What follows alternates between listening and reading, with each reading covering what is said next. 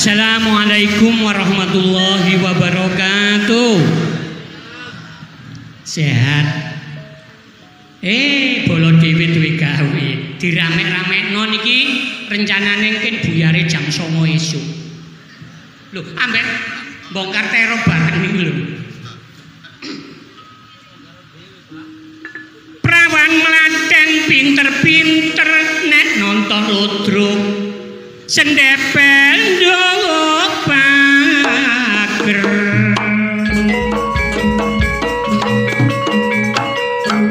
Dipepet arek lanang gayane gemeter bareng krasa enak kok kiyer-kiyer.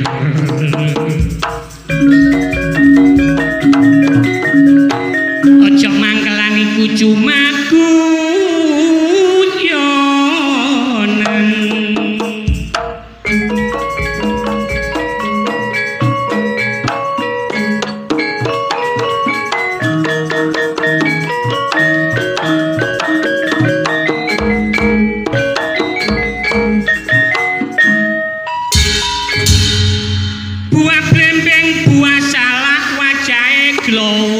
Sikile mangkak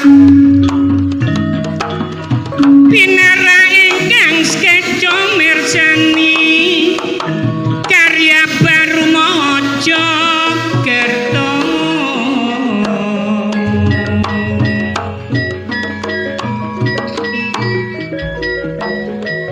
aku nentelo perkembangane zaman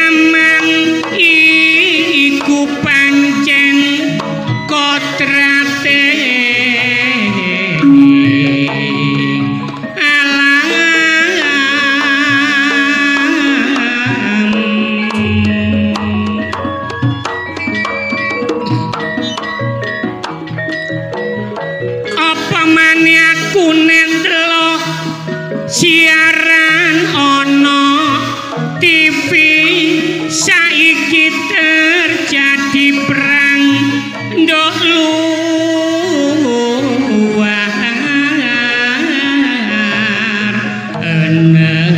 negeri.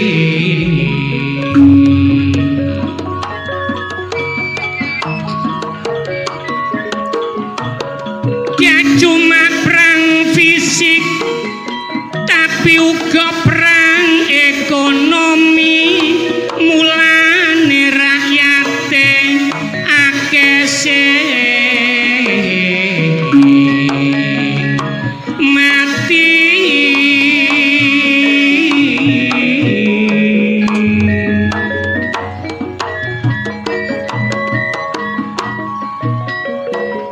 Mulane dolar kabeh ayo padha disyukuri nek kita urip ana bumi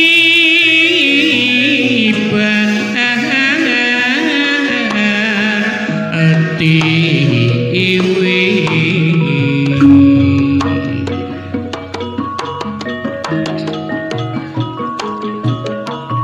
Rakyate rukun-rukun tanahe kemari palojinawe semboyane bangsa Indonesia anti perang cinta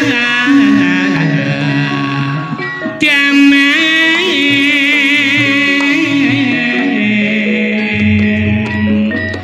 Wong cabar dik sing duwe gawe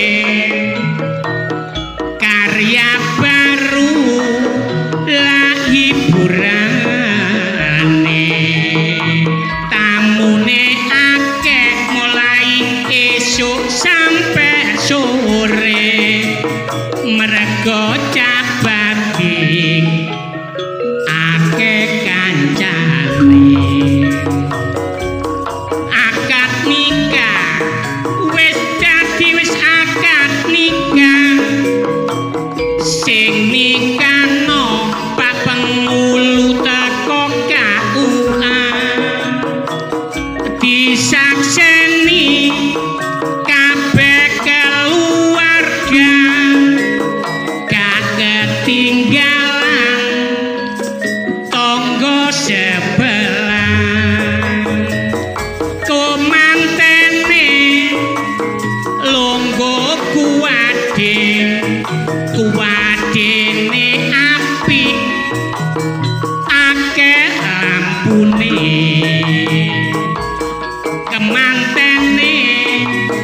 seneng atine mergo wis keturutan kekarepane dungane kemanten anyar muga-muga tamune nang cepet buyar kemantene kesusu mlebu nang kamar mlebu kamar atine deg-degan mlebu kamar bareng wong loro sebab saiki wis dadi bojo krusak-krusak buka sarung dikira kadung tibake isine sosis karo pentole bakso kadone keliru sarunge sing dibuka lah bengi iki kula ngramekno kajate kanca dhewe Cak Bardi kalian Yu Ulfa nggih Yu Siti enten sing jenenge komplite Siti nek celukane Yu Ulfa nggih Bu bengi niki kajate mantu sing dimantokno Mbak Agustin melawan kok kaya bal-balan jere mendapatkan sang Arjuna kekasih hati Mas Egi. Saya wakil dari teman-teman Lodro Karya Baru mengucapkan selamat menempuh hidup baru, semoga rukun dan berbahagia. Lan kula pesen kanggene Cak Bardi kalian Yu Ulfa nempun jam 2 bengi mungkin kemanten pun mlebu kamar Cak Bardi dilarang ndengke. Lho soalnya kamare kemanten lawange ana tulisane harap tenang ada Eptanas. Kula nek enten kemanten anyar ngeten iki aduh, kula nek eling sik mau wangkel ambek maratuwa. Lah ya napa jenenge kemanten anyar? Lah seneng-senenge ya. Malam pertama bojo kula niku turu gembul mbokne. Lah kula ora gak iso lapo-lapo. Ya Dek, gak apa-apa kon malam pertama turu gembul mbokmu, malam kedua tak ancam. Esok jamu ndoke banyak telu.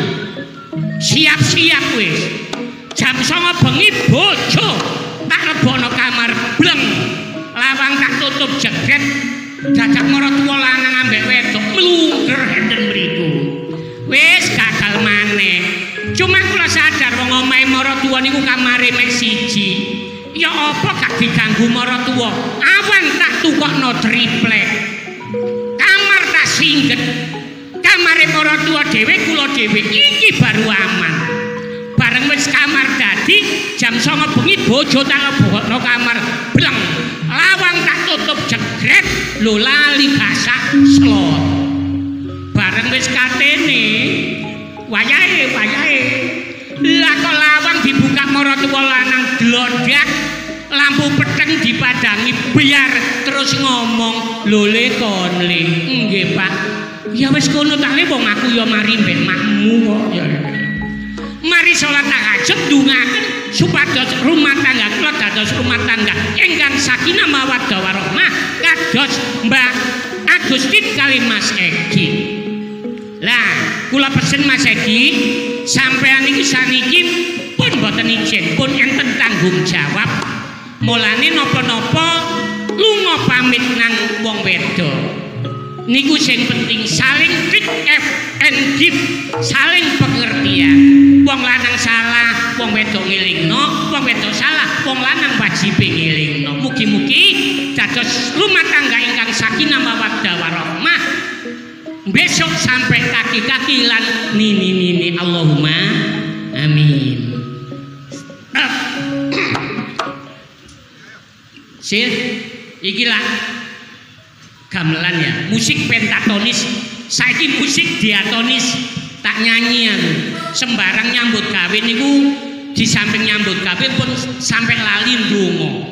Wong nyambut gawe niku padha karo wong berjuang demi rumah tangga. Tapi pun lali donga, perjuangan dan doa. Tak coba ini.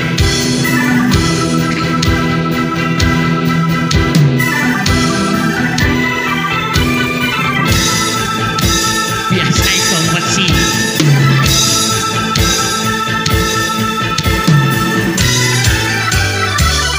Berakit-rakit ke hulu, berenang ke tepian, sakit-sakit dahulu, susah-susah dahulu, baru kemudian bersenang-senang. Manis rasanya gula, pahit rasanya empedu. Sakit dahulu, susah-susah dahulu, baru kemudian berbahagia. Yo!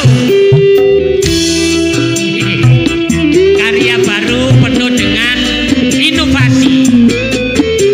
Alhamdulillah, ono musiknya.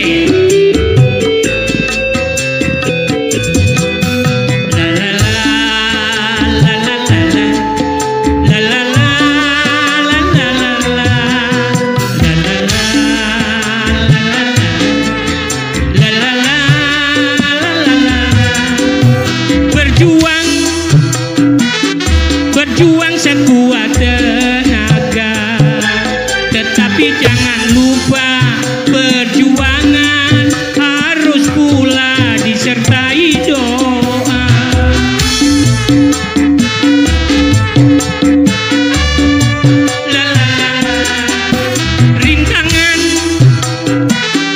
Rintangan sudah pasti ada, hadapilah semua dengan tabah, juga dengan kebesaran jiwa. Nang kali disupit yuyu, ono gedek momot kayu. Mula nek kate rabi, gak perlu sing ayu, senajan elek pokok ilmu. Jero sumur ngombe jamu campur kencur kaca gagu wae boleh lali aku stop wis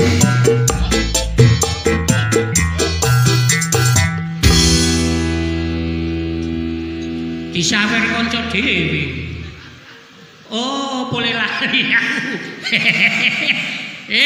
gak mlebu menoyo ore wang be. Nah, saiki ganti gamelan maneh ta. Pegel. Iki permintaan. Garingan ah. Ya wis mangan sing ya. Ceritane wayang Ramayana negara ngalengkoti raja ratu buta Rawana raja gawe geger nyolong Dewi Sinta Anoman si kedek putih sowan taman Sinta dijak mulih konangan Indrajit lan Patih Anoman ora wedi gede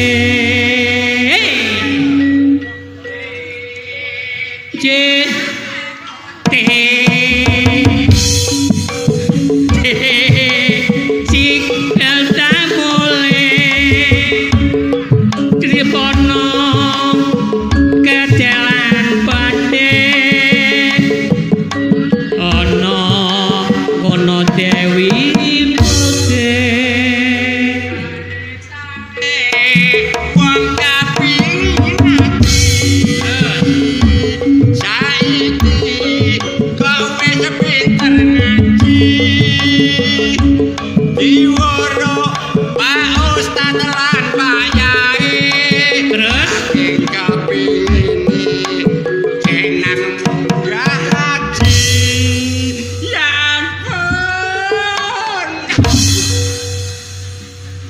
nyanyi dijokno Dik.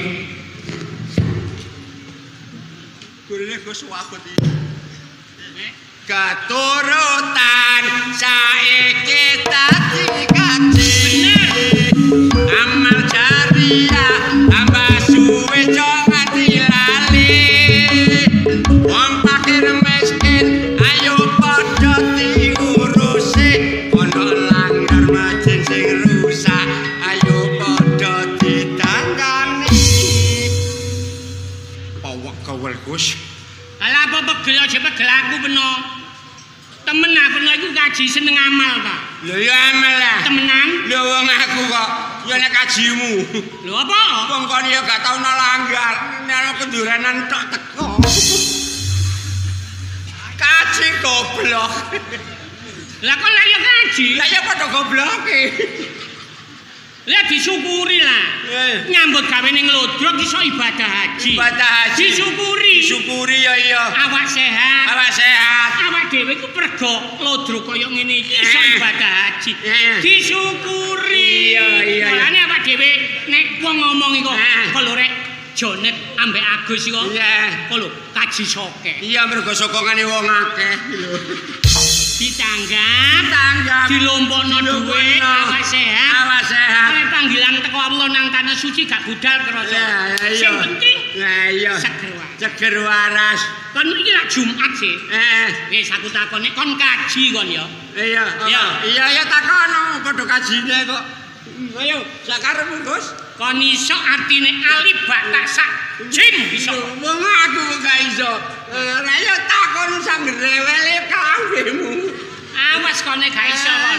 ayo Apa sih tak terangno? yo terangno mangudan saiki terang kene iya Alif iku apa? alif itu apa alif ya mesti itu kon tumun alif loro Artine yo artine lah kon apa kon yo ayo nek ngono kan yo kaji goblok. Kon ya goblok. lah ya padha gobloke Tak terangno. yo terangno Alif alif hurufe kan kenceng.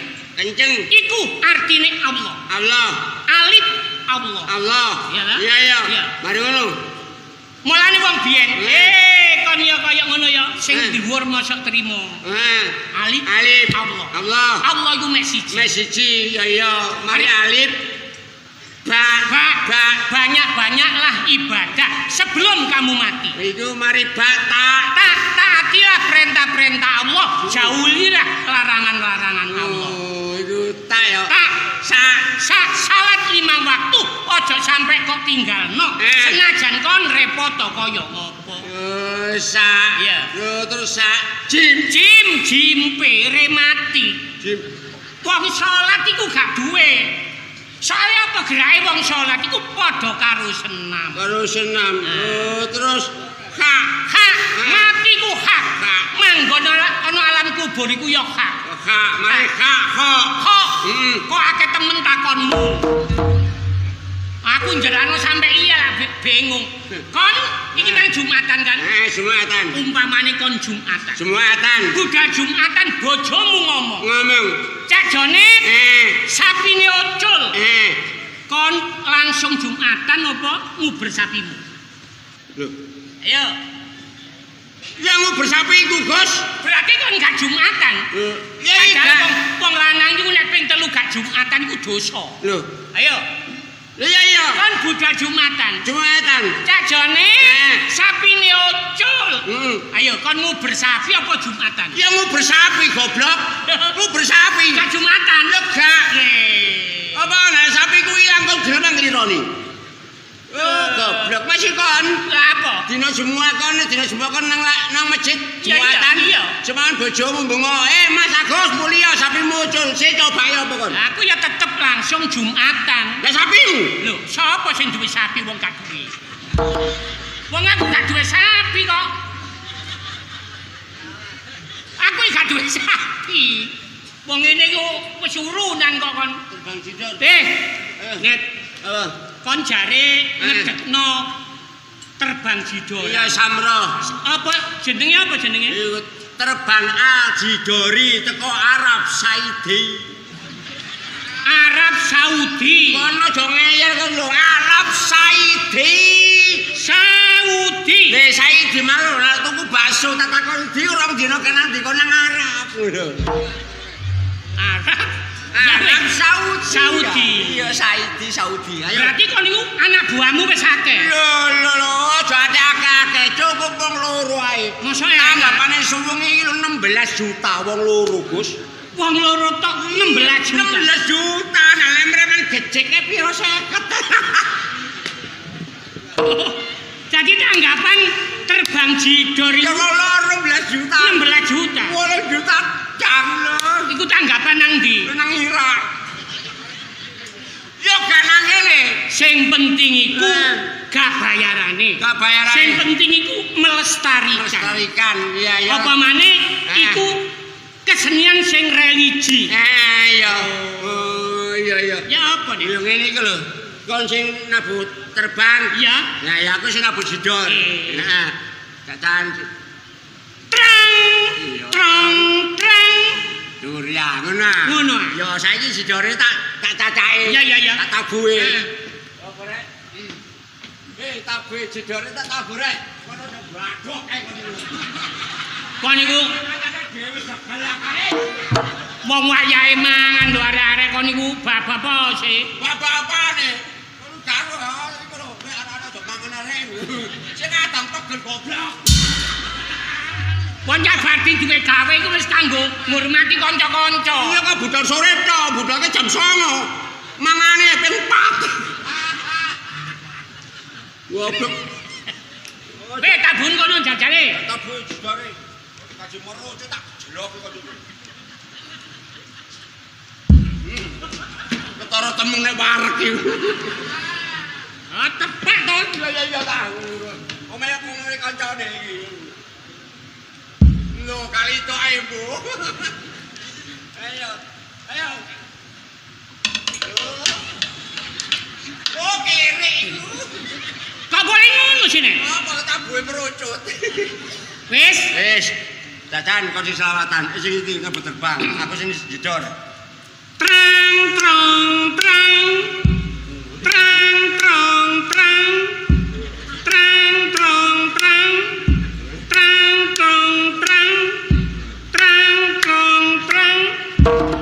Lah apa? Lah kon kok mlaku ya apa sih kon niku? Kok mblang.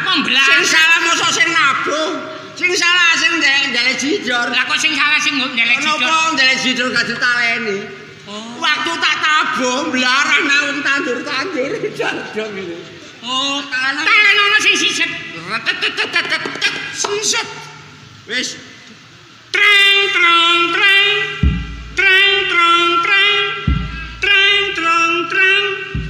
Salatullah salamullah ala toha rasulillah. Salatullah salamullah ala yasin habibillah. Tawasana bismillah wa bil hadi rasulillah wa kulli. Lah kok nabomu mek ngene ya kan? Kon sore selawatan warang-arang. Napa jidor durung katok. Bareng jam 2 sama banter kawat nabut tak cek-cek kogel. Aku sing selawatan. Aku sing nabut jidor. Kewaji selawatan gak enak balawas. Gak kaya aku ae. Ya apa kaitane bis? Salatullah, selawatan. Wong kabeh kene diburu, aku wis diburu mudin goblok. Salatullah salamullah ala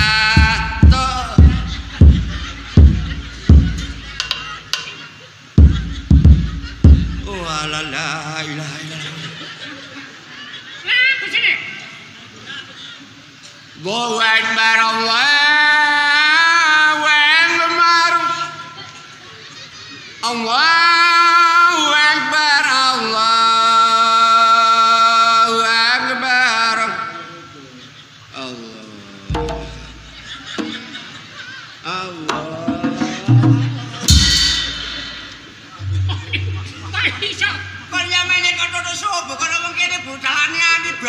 Tunggul kok, Cuk. Iki jek petang goblok. Kaji goblok nyengkut. Oh, nek nabuh jidor iki ana iramane. Nek gak iso nabuh jidor takone nggone Pak Ustad. Takono nggone Pak Mudin. Cek iso. Sori ya mene jidor sobo iki matamu ngono. Goblok iku. Rada arang tete. Ya. Sama mengkis aku ya, Mas. Sholatullah salam ya bongko mari Gus ala rasul ya kan melu galek-galek kan sholatullah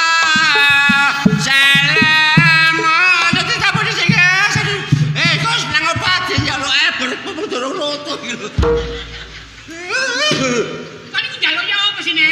Kok cik goblok, keselawatan gak enak napa jidor gak entos. Kurang kerep. Ngomong ah. Sholatullah salam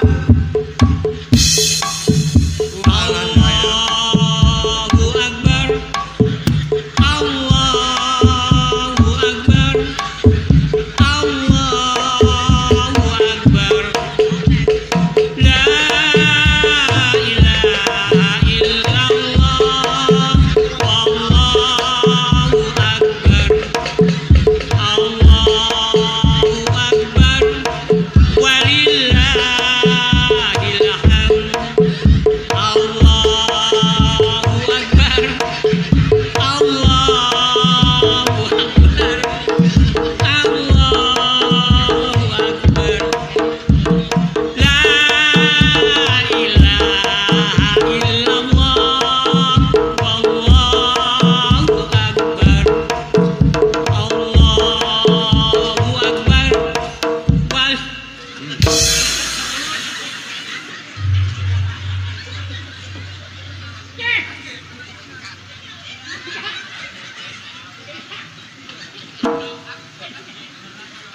Apa kan iku? Kok mangkel mbak aku? jengkel aku. Mari dulu sobo saya takbir. Wong jenenge wong mungkin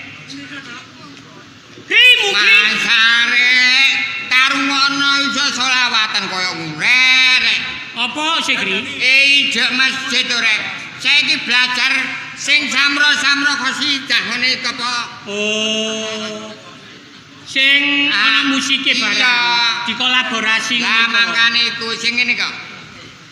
Endong-endong kepala endong hujan diudite sini mendung anak siapa pakai kerudung mata melirik kaki kesandung lho ngono lho nyanyi patayat iki bawian nyanyi maneh aja ngono kaya aku ngene ae wis rungokno kemis lagi ayo budal ngaji nyangking atas isine kitab suci bareng-bareng nanti biki lunggu jejer diurung ngaji ya ngono sih dina Jumat ayo padha salat yen salate aja sampe telat kajarane 17 derajat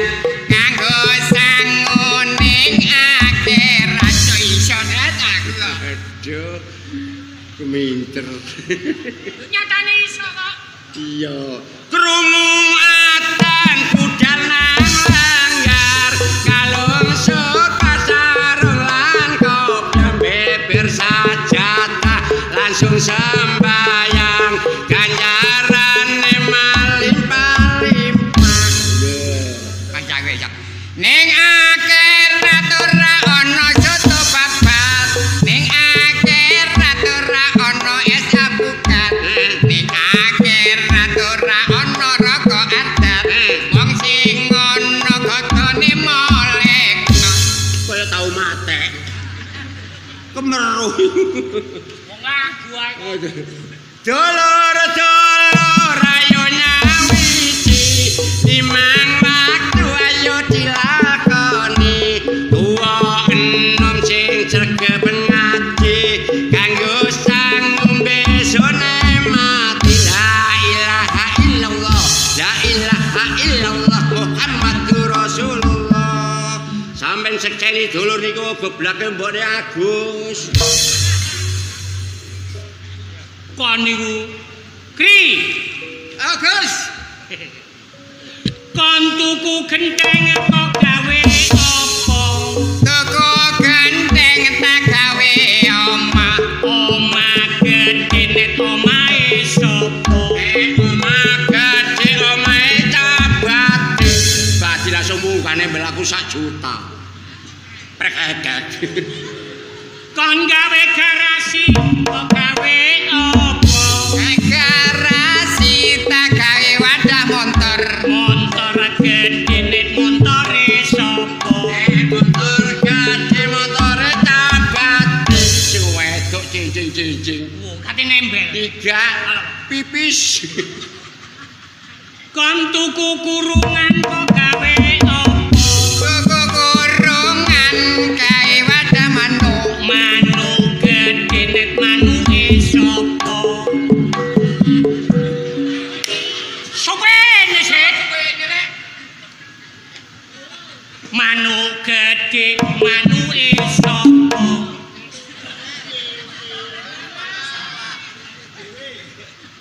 kan iku sopene sik berpikir dulu manuk gede manuke sapa nek manuk gede manuk kok niku wong jenenge wong selawatan ya Gus selawatan iku ya ditata ngono lho ya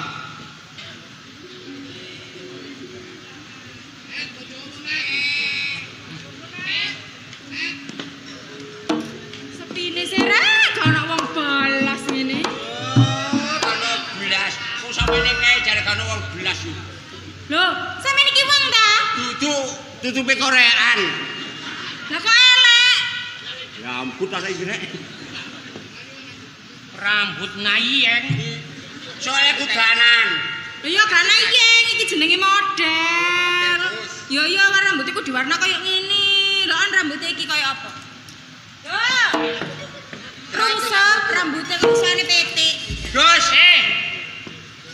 arek gak nyono-nyono apa nek masih rambutnya kaya ngene potongane kaya ngene arek iki sogeh temen ta nek lho duwe pabrik pabrik apa susu ndi lah iki loro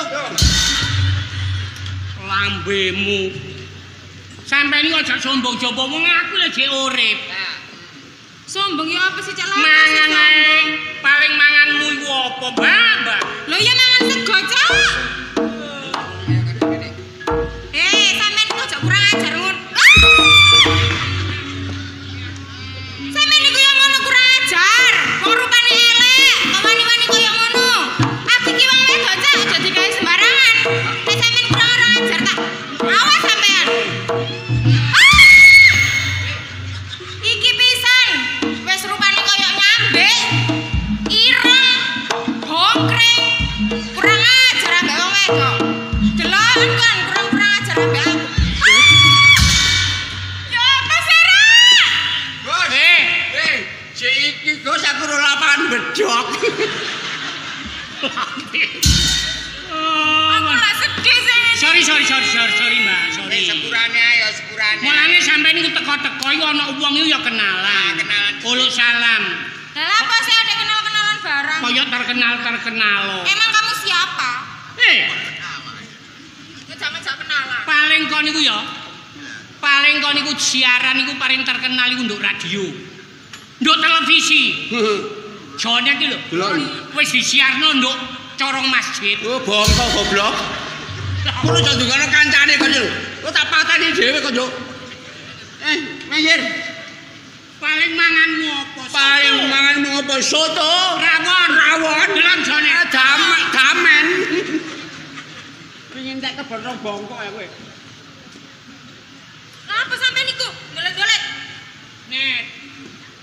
sabar. Kenalan iku sing halus. Wong iki arek kon iku lha apa sih? Meneng ae aku kadung merangsang aku. Arek iki gendeng arek iki.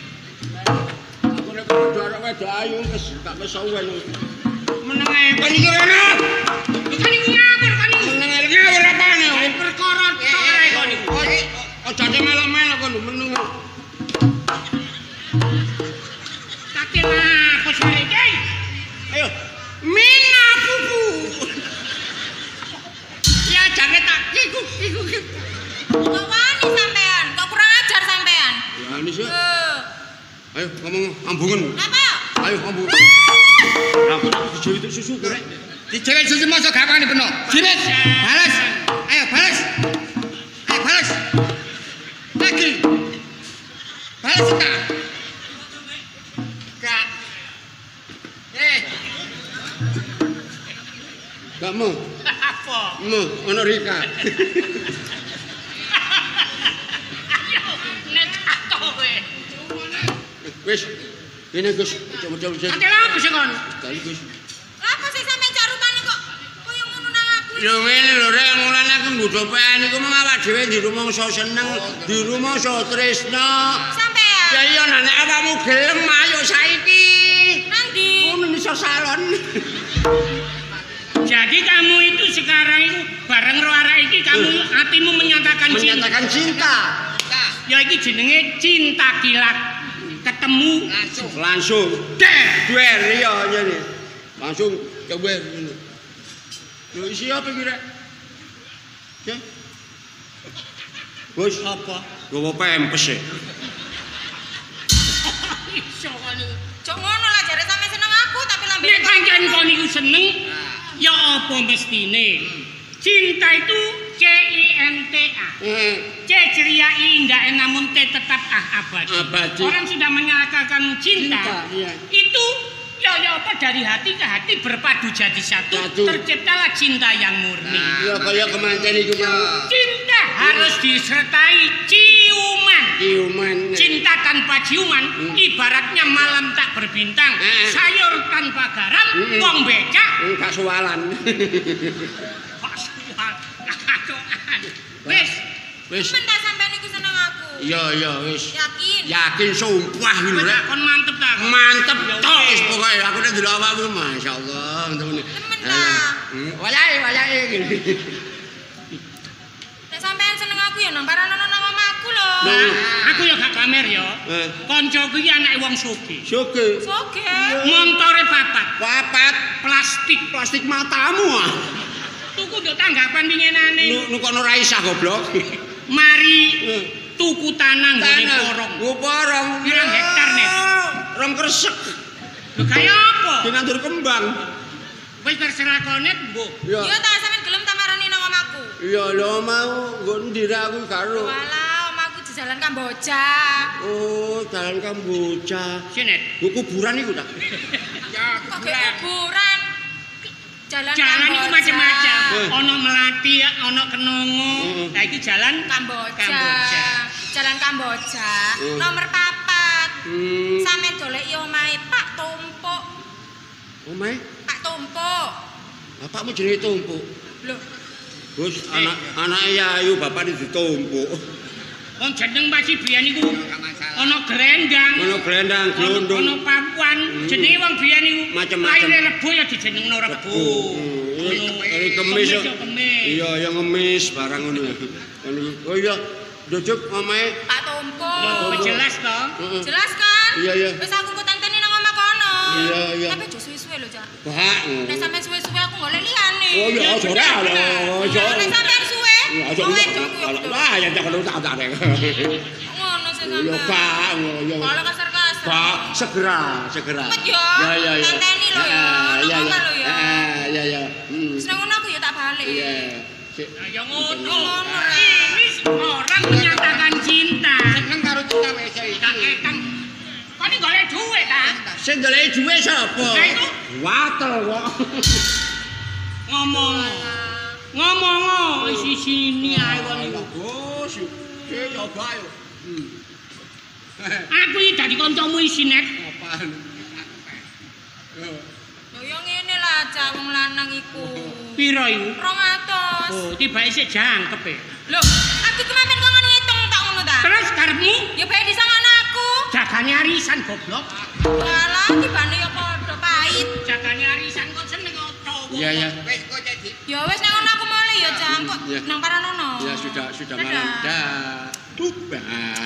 Halo, dah. Dadah mampek. Nek aku heran kok duwe cekelan opo, Nek? Arek kok iso terus Langsung seneng karo peno ya apa? Terus arek gelem iku ya opo? Wong Jono tok. Oh, iya. Mangane opo ya. Sing penting pokoke awak dhewe oleh arek iku ya. Iya. Jujuk omahe nggone Pak Tumpuk. Kono aja mulih. Iya. Awakmu aja mulih. Iya. Ayo melok aku. Ering-ering. Yo.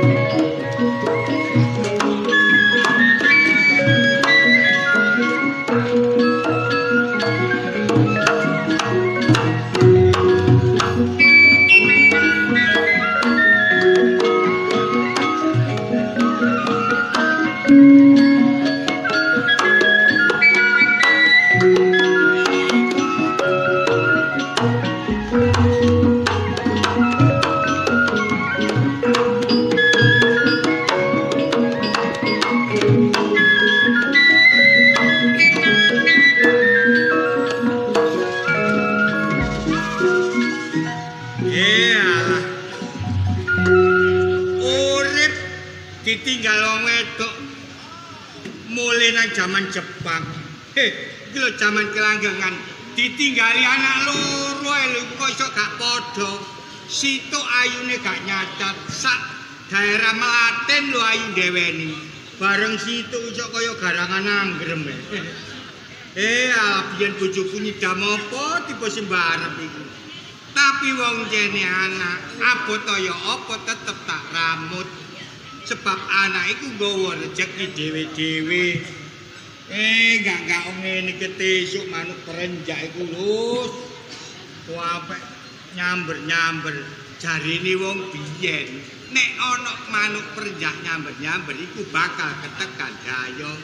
Muga-muga ae dayong nggawa duwe lah nek dayong nagih ya berbahaya. Bangun. Mangga.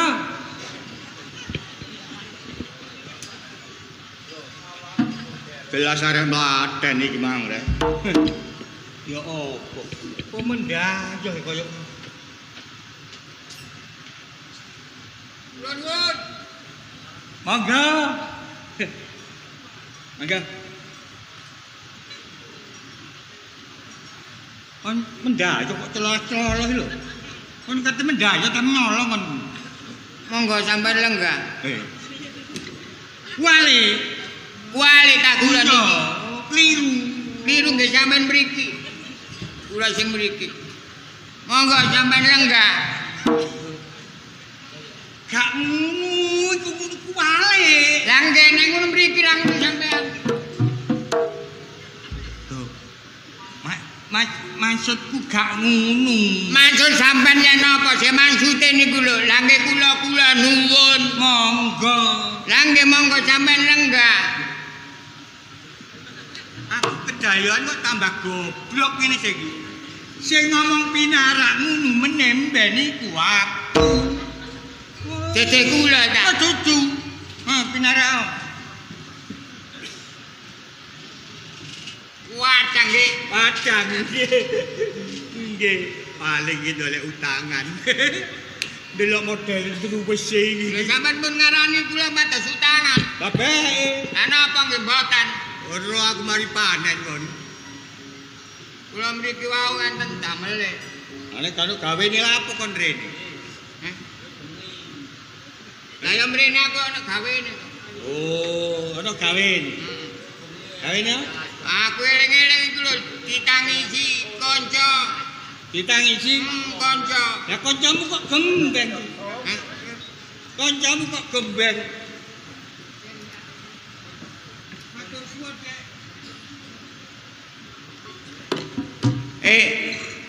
Gus niku sapa niku? Iku lah. Beda yang kene kok njengung ngarep. Nabi Ketir adane. Ngeten lho kula niku au bot-bote ditangisi kanca kula nggih ya. Kok nek dulinan iku aja ambare cilik-cilik, cek gak gampang nangis. Sing gede-gede ngene iki lho. Maksud kula mboten nangis kan dulin-dulinan ngoten. Nangis yo.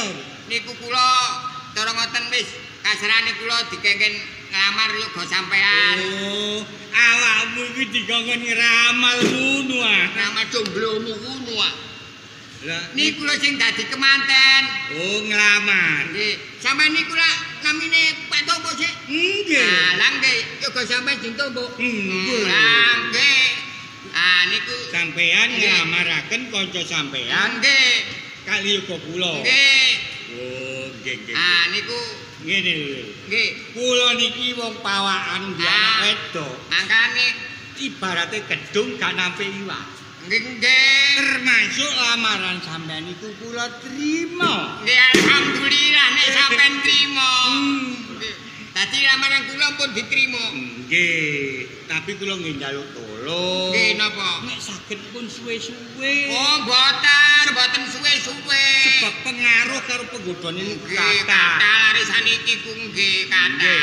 Nggih sekali langsung lamar benjing langsung mriki lak saged ya. Dik, awakmu gurung tau urip berumah tangga. Napa? Mosok rek nglamar kanggo apa-apa. Paribasane gedang-gedang sak sopet. Wong cara nglamar niku lak mboten mesti mungkin benjing langsung dibleki ngoten dibedakaken montor. Montor. Kok gawakno selek nek utine gudange selek. Wonten. Dados niku kula pun sampean trima nggih. Nggih. Alhamdulillah nggih. Nggih. Langsung kula kanca kula sanjangi nek langsung mriki ngoten nggih. Nggih kula nyuwun pamit mawon mboten suwe-suwe kula. Sampeyan nggih, Lho kula nggih. Oh nggih. Nyiapaken pun kula sanjangi langsung jelek iki mriki ngoten lho. Kemanten sampe kesasar. Oh mboten. Nggih, sampeyan nggih mriku mawon. Lah nggih mriku wae sik. Nggih. Nggih, kan sampean pun mriku lho nggih. Lah napa? Nggih, pun pamit nggih. Saiki kula benjing mriki lak temen lho. Kedayan wong sih. Kerajaan ya sampean. Kedayan wong sih itu cemes. Panjane wong anak iku ya ngene. Jojo iku ya padha karo welang ngene iki. Mbak Yune pawane kaya ngono, tapi jodone cithek. Lah adikne lho gurung ono sing arep ngono. Nek awak dhewe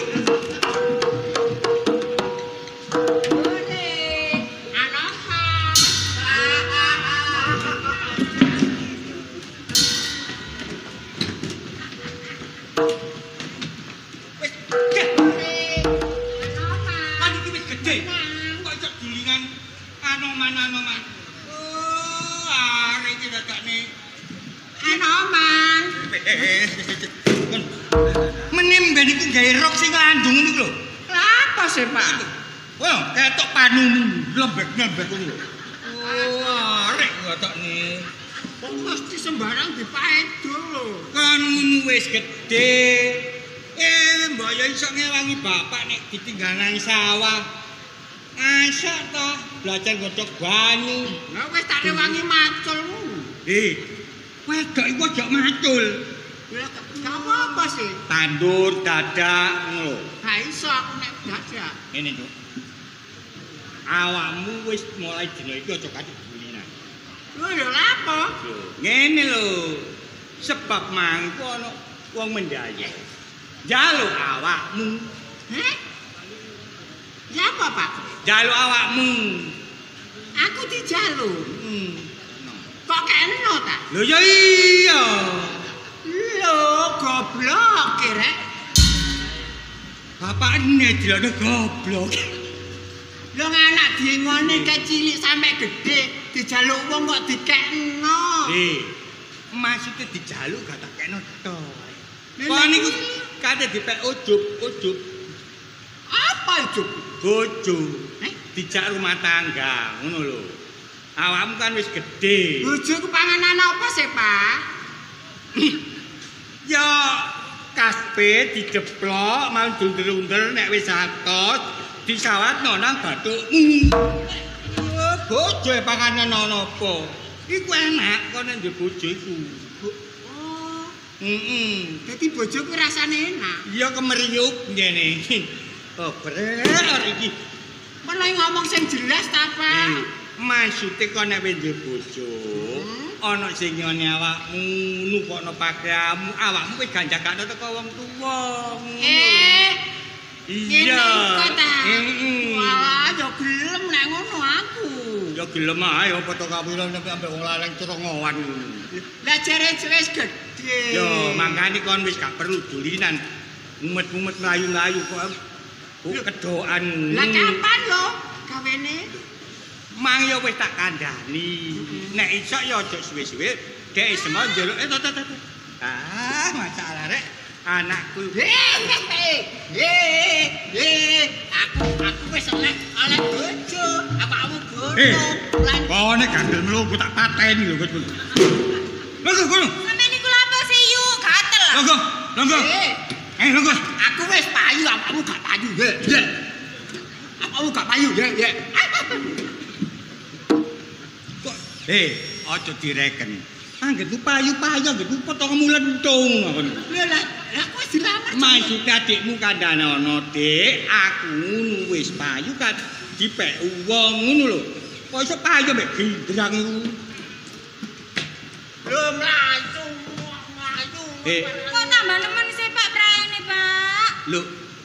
Nyene nek yamene gawe praene iki, nek awan dikelombot. Nanti ngomong apa sampean? Apa? Aku wis jange dadi manten. Aku wis jange nikah. Aku wis jange rabu. Lho temenan ta, Pak? Panjenengan, Pak. Ngomong iku aja kan tingkahmu kaya wong gudiken ngono. Iso kaya wong keroken ngono. Dik, aku kate dadi manten ngono lho. Dik. Aku arepe dadi manten. Aku sesuk wedi bek nyater iki. Pak kok ngono sih? Temenan ta, Pak? Temenan saiki tok lho dadi anakku lho. Adik meneh awas kon ya. Pak. Temen ta wis payu. Iya, aku duwe anak iki biyen mbokmu iku. Kae metu kate tak balekno maneh kae. Loh, kok arep, Pak? Ojo ngomong cok arep ngono lah, Nduk. Lah iya kate gaya apa? Menyek. Anjane jodoh ki lak gak mesti sih. Ngono ta. Jodoh iku ana sing ditek, ana sing jero awakmu ae sing tak jaluk legowo atimu. Ya gak apa-apa, Pak. Anjene sing payu iku dhisik katene Iya. wis Lumrahe tuwek dhisik. senajan ayu aku. Iya. Tapi sing payu yo kaya ngene iki. Lho, sapa ro bek mari dipek bojo terus digawe wadal. Iki. Maksudmu kon iki lho, didolekno brengkesan ngono lho. Kapan iki, Pak, acarae? Ngene lho, Nduk. Awakmu lah iso ngrias. Iso. Timbangane bapak iki ngetokno dhuwit ngongkon wong. Luwe becik iki ramuten dhewe. Ngono ah. Pacakno dhewe. Nek kok dipacaki lho. Dirias. Lah iya dipaes. Yo sing ngono tak njupuk alat-alate, Pak. Oh iya, nek iso ya jupukno pecok. Dimecok kena ah. Maksude iku lho sing gawe ngene iku lho. Iya, sing tak jupukno. Ono cok, tingkahmu lho. Ora pacake kemanten, tingkahmu tak kabajak kono. Pandar muga wong melaten gak duwe mantu kaya ngene. Riko sing menteng sambato yuk lahir procon kaya iki bahaya. Dadi manti. Kamu. Tenang. Sampeyan niku tak pacaki. Aku ganteng. Lho nggone. Niku. Lho. Didengke iku lho. Kemogo. Wedok iku lho sing primpen ngono lho. Apa rek? Sok nyangkem kodhok ngono badan arek iki rek. Duwe Mbak Situ kok praene kok nyambe. Dek duduk nyambi. Apa? Angkat. Berdiri.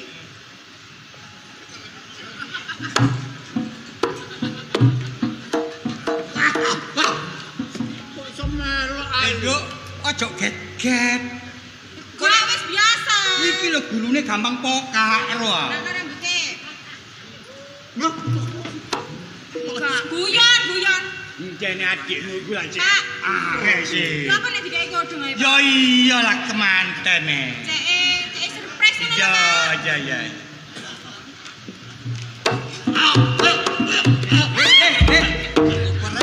Ariku wong mae si Bayu iki. Tutup kono, Bro. Kate kok paten ya. Iya kliru yo, Mas. Kliru wong jenenge arek ku ya gopo. Ketok sing mangane ta lah. Ngene lho, Duk. Masalah. Apa sih, Pak? Ngene lho. Iya, ngene. Ojo mlayu tak kok ditutupi mlayu. Nih. Terus bapak yang jaluk tolong awakmu godhoko banyu go mburi. Meneng lho ya. Kemandane teko.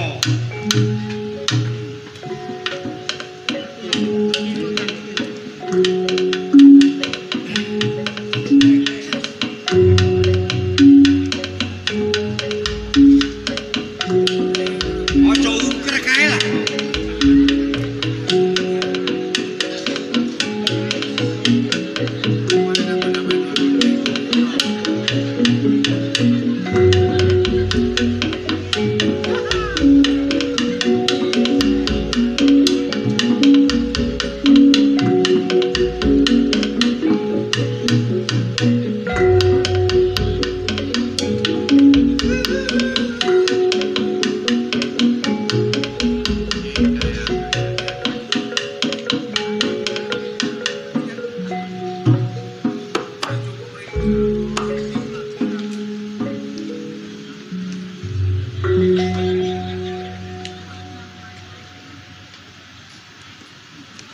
Loh.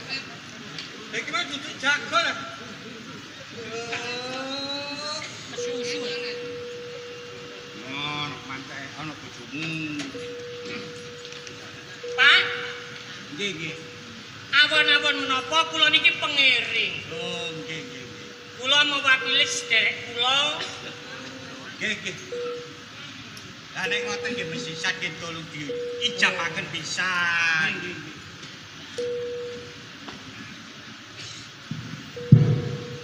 Assalamualaikum warahmatullahi wabarakatuh. Waalaikumsalam. Para rawuh ingkang kawula mulyakaken dinten menika kula kajibah wakil saking keluarga kemanten kakung dinapa akad nikah sampun dipunlaksanakaken niki dengan mas kawin seperangkat alat sholat kalian masjidipun sepindah. Dek, Napa nih? kok masjid dikatutno, Dek? Tiang soge, Pak. Oh, Ya napa sampeyan? Seperangkat alat sholat kalian masjid. Langgare katutno. Langgare 3. Matamu. Lah, monggo sareng-sareng ndedonga mugi-mugi kemanten kekalih dados kemanten ingkang sakinah mawaddah warahmah. amin. Ngasul rumah tangga, bahtera rumah tangga saged dados kaken-kaken lan ninen-ninen besok saged mlebet swarga sakloron. Allahumma amin. Aja suwe-suwe aku iki sedeng. Iya ya.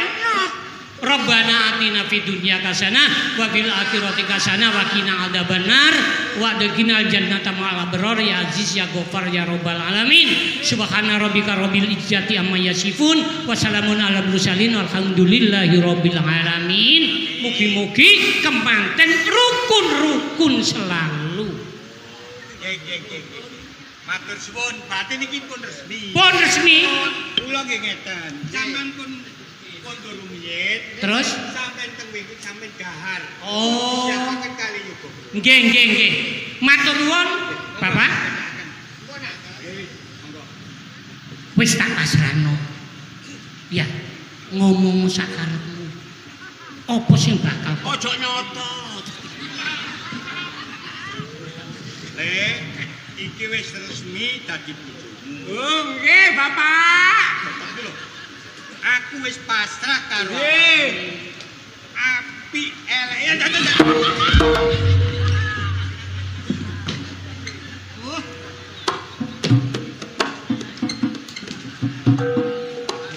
perlu grogi le, bapak iki wis nyerahno nang awakmu tok. Nggih.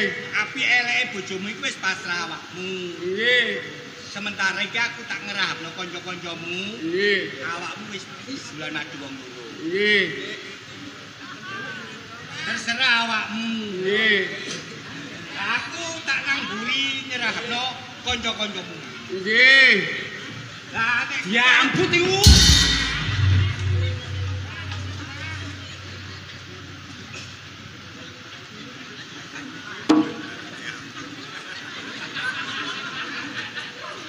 Bapak, sampean mriki apa kok mambu telek? Kene lingkungan kene iki akeh sing ternak ayam. Oh. Mangkane benjamene mambu. Oh, nggih, nggih, nggih, nggih. Nggih ngapunten, Pak, nggih. Ya, ya, ya.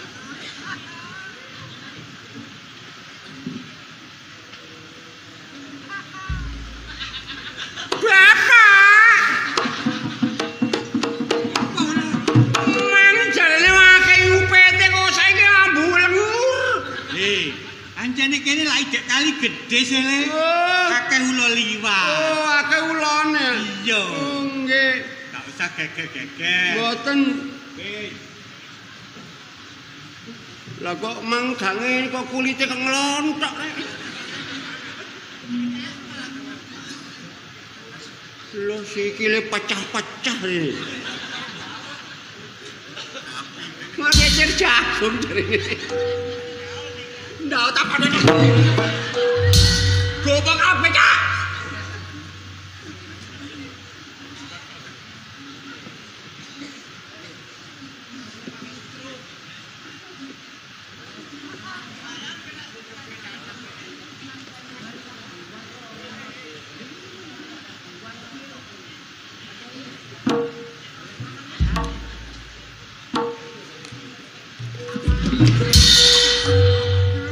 Ampun cek sengit rek.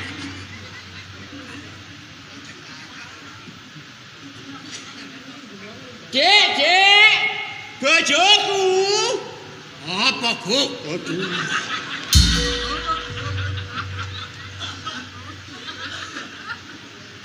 Suarane kaya polopan. Apa, Bu? Dek, bojoku. Kan wis tresno temen karo aku. Aku ya wis tresno, Bu. Oh, dadi wis tresno temen. Sampamane kon takjak mlaku-mlaku nang pasar Tangunan mlaku kon gelem ta? Ya gelem, Bu, wong bojone kok. Oh iya. Sampamane kon gak tak kai blonjo. Kon tak glodek. Oh iya lah ya gak apa-apa, Dik. Wong lanang iku kewajibane ngekei blonjo nang wong wedok. Saiki ngene lho Rek, ya wong awak dhewe iki kepengin roh praenmu. Praenmu kok legrek apa gak? Mbok ya dibuka, aku kepengin roh. Nek wong wedok ngono ora iso buka. Lah, wajibe buka. Sing wajib buka ya wong lanang lho. Sing buka wong lanang. Ya iya sih. Aduh, Dik. Lah iya tak bukae wong aku kepengin roh kok. Aduh. Ampun. Ditowatek aku. Gak ngono kok niku wong wedok tak manuk labet to niku. Wah, nenek iki tak buka mbek tangan iso entek drijiku sing ana tak urike kekeris iki. Assalamualaikum, salam. La ilaha illallah Muhammadur Rasulullah.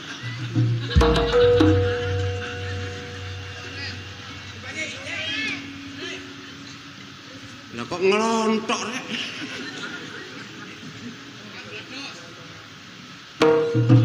Salah.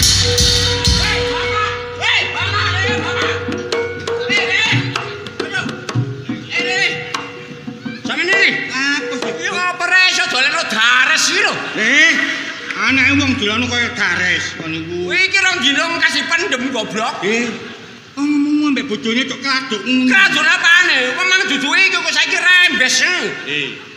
Awakmu kok aja katik kaya ngono lho. Lho, napa? Sing nglamar iku kancamu. Lho, nggih ngengken kanca kula jane. Ngomong kan nek nglamarno kancane oleh tumpuk. Lah nggih tumpuk. Lah iki anakku. Lho. Dudu iki. Ayo nolong tas. Sudet to, Nduk. Iki jenenge tumpuk. Takono wong sakmene kae iki tumpuk. Lho mangi gak dudu iku ora dek rada kuning, Ndek. Lho nek sing kuning, Ndek. Lho. Mangane wis siap. Oh wis siap. Lho. Ini nang kon mangan. Ya iki. Lho. Iki. Iki adikne. Lho topo kok. Iki adikne tumpuk. Sing sampeyan celuk sapa sing nglamar, Mang? Sing nglamar Mukri. Kri kon nang mang ya apa nglamar? Ayo. Ya aku malah penokon nang omahe Pak Tumpuk. Lah iya. Lah iki Pak Tumpuk. Lah iya. Kula Pak Tumpuk. Lah tumpuke lha iki. Ora apa. Wis saiki ngene wis. Apa? Aku lek oleh tumpuk wis burung gak manten-mantenan. Ya apa, Pak? Manten-mantenan. Awakmu kate diwurungno gak dadi manten. Diwurungno. Donya tak gawe goncang. Kon niku lho lindu kon niku. Lho, Net. Lah sing endi lho? Lah kleru iku. Lah kok iso manuk labet kok Sing tumpuk iki ya iki anakku. Wis gak apa-apa, Gus. Ya apa kok? Panjenengan memang iki aku durung jujule karo arek iki. Sing disejo niku nggih sing niki. Sing Iki adikne. Kliru. Frida. Lah iku yune. Jenenge tumpuk dadi salah paham. Iya. Wis gak apa-apa tak lakonane. Rene, Dik. Rene, Bu. Rene, Bu. Iki kulite gak wis metel. Aja pringisen kono tak tampuk sepatu kon lho. Lah jare metel iku. Lah iki sampamane lho aku dadi bojone wong iki. Mikir sana karo sing tuwa sing duwe anak ya apa rupane anakku. Paling ya kaya bego. Wis gak apa-apa wis. Ya wis ayo, gampang wis gak apa-apa. Wis gak apa-apa. Sing penting pokoke awak dhewe iku ngono omahe maratuwa. Iya. Ayo nang gone Cabadi. Timbangane mben nonton nang gone Daras Cermi kadoan, ayo ditonton nggo kene. Iya. Sing ditanggap Lodrop Karya Baru. Saudara penonton, hadirin